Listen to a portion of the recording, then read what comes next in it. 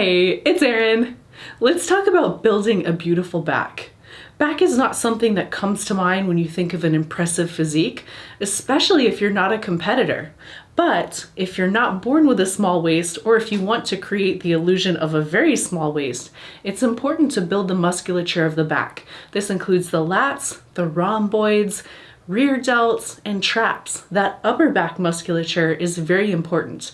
We're also going to focus a little bit on the lower back, strengthening those muscles. It looks beautiful from an aesthetic standpoint, but also it's great for injury prevention. You have a strong lower back, strong core, you can actually lift more and do it injury-free. So I've chosen 5 must-do back exercises for creating a really great back. Without further ado, let's train. First exercise is a dumbbell pullover. Once you sit alongside the bench, place your feet about shoulder width apart. Your feet should be flat on the ground, so give you extra stability. I keep a little arch to my lower back because I feel like it helps me really hit those lats. But you can keep your back completely flat on the bench. That's another variation. It's totally fine. I want you to think about extending that dumbbell straight back and keeping a slight bend to your elbows. Keep that same level of bend throughout the exercise. If you start to bend and extend your arms, you're going to feel it a lot more in the triceps, and it becomes a little bit more like a skull crusher than a pullover. Now, this was one of Arnold's favorite exercises. He said that it helps expand the rib cage. While I'm not quite sure how that would happen, you do feel it not only in your lats, but you will feel it in your chest secondarily. You will feel it also in your triceps, the long head of the triceps, as it stabilizes. But really focus on keeping constant tension on those lats. Extend as far as you comfortably can. Get a nice weighted stretch. As you bring the dumbbell back up, I want you to think about stopping before perpendicular. This is going to keep that constant tension on the muscle. If you bring the dumbbell over your head and your arms go to perpendicular, then you've lost that tension.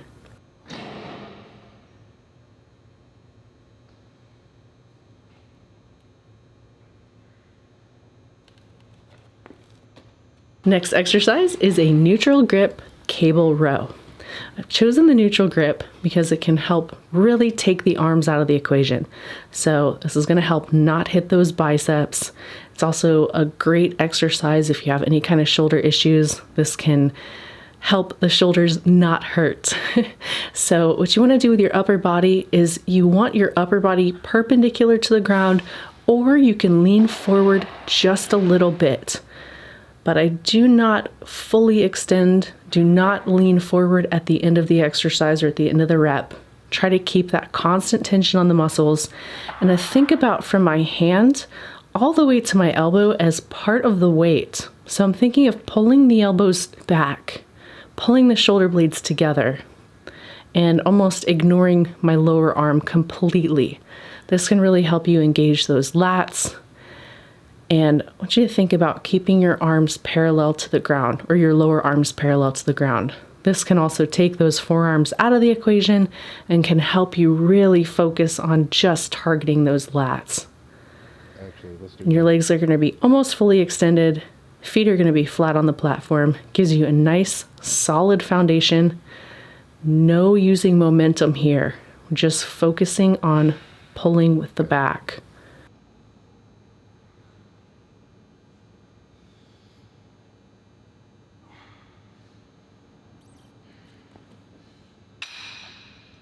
Next exercise is a neutral grip pull down. Again, with the neutral grip, this is awesome for taking those biceps out of the equation, and it allows you to really focus on those back muscles. We're going to hit primarily the lats here. By staying a little bit more upright, you're going to hit a little bit more of the rear delts, the rhomboids, and the traps. So the goal here is to build a little bit more of the upper back. And notice I'm pulling to about the collarbone. By pulling a little bit higher up, you're also hitting more of the upper back muscles.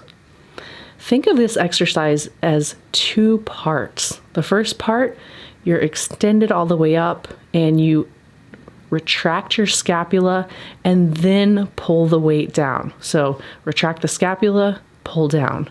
This is going to help set your shoulders into a good pulling position and can help take the traps out of the equation a little bit more.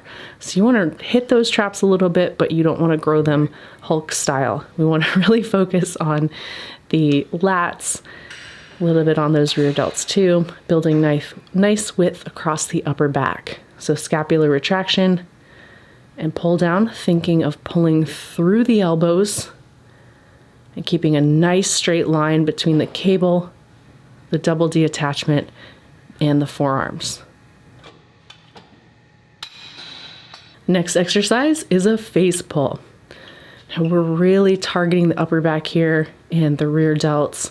Feet are going to be about shoulder width apart, slight bend in the knees, and you'll brace against the weight, but I want you to use a light weight here, and the reps are going to be higher. You want to do about 12 to 15 reps on this exercise and really focus on that tiny, tiny muscle that is the rear delt. If you go heavy on this exercise, if you allow your elbows to drop, you're just going to hit those lats. And the goal here is rear delts. So I'm pulling to just above the bridge of my nose, right at about ear height. No use of momentum. So I want you to be very disciplined here. Think about keeping your body perfectly still. Use an overhand grip and pull that rope to about ear height. And rear delts are hard to target, especially as you fatigue. Keep those elbows up. Our last exercise is 45-degree back hyper. Gonna go ahead and add some weight here. For this exercise, you're gonna feel this in your lower back, but you're also gonna hit the glutes. Think about lowering your body, keeping your back completely flat, and as you come up, bring your body to 180 degrees. So you want to bring your body to plank position. You do not want to go beyond plank position. So you don't want to arch your back and come up beyond this point. Start with no weight and really focus on getting that nice extension with the lower back. And again, you will feel it in your glutes, but you will feel it in your lower back too.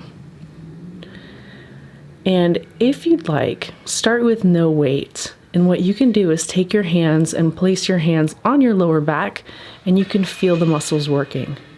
This is another really great way to establish and strengthen that mind-muscle connection, and will allow you to shift that focus to more of the lower back and less of the glutes.